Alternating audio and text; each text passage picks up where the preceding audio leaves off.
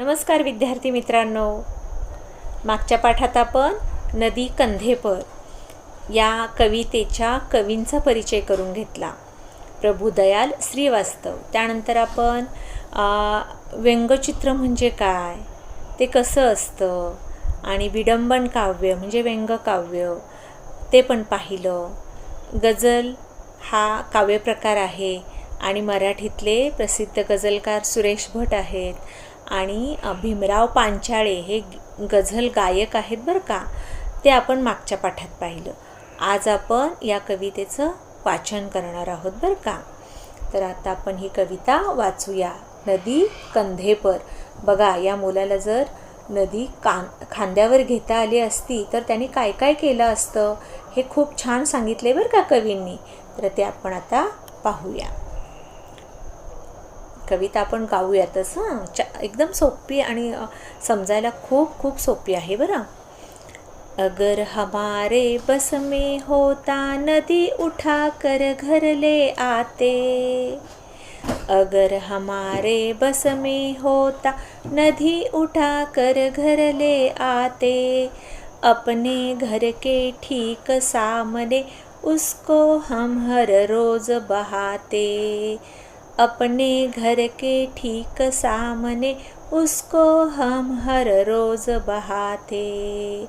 कूद कूद कर उछल उछल कर हम मित्रों के साथ नहाते. कूद कूद कर उछल उछल कर हम मित्रों के साथ नहाते.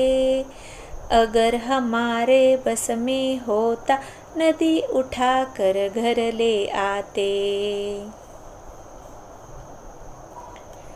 कभी तैरते कभी डूबते इतराते गाते मस्ताते. कभी तैरते कभी डूबते इतराते गाते मस्ताते. नदी आ गई चलो नहाने आमंत्रित सबको करवाते. नदी आ गई चलो नहाने आमंत्रित सबको करवाते. सभी उपस्थित भद्रजनों का नदिया से परिचय करवाते.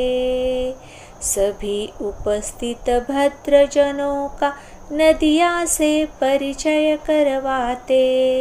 अगर हमारे मन में आता झटपट नदी पार कर जाते. अगर हमारे मन में आता झटपट नदी पार कर जाते. अगर हमारे बस में होता नदी उठा कर घर ले आते.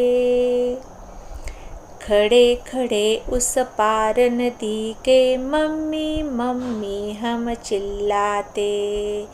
खड़े खड़े उस पार नदी के मम्मी मम्मी हम चिल्लाते. शाम ढले फिर नदी उठाकर अपने कंधे पर रखवाते. शाम ढले फिर नदी उठाकर अपने कंधे पर रखवाते. लाए जहाँ से थे हम उसको जाकर उसे वही रख आते. लाए जहाँ से थे हम उसको जाकर उसे वही रख आते. अगर हमारे बस में होता नदी उठा कर घर ले आते. नदी उठा कर घर ले आते. नदी उठा कर घर ले आते. तुम्ही सुद्धा ही कविता अशाच पद्धतीनं गा, किंवा तुम्हाला वेगळी चाल जर सुचली तर ती सुद्धा तुम्ही रेकॉर्डिंग करून व्हॉट्सअपला पाठवा बरं का. आणि तुम्हाला जितका अर्थ समजलाय तेवढा लिहिण्याचा प्रयत्न करा. ओके, आपण नंतर भेटूयात. बाय.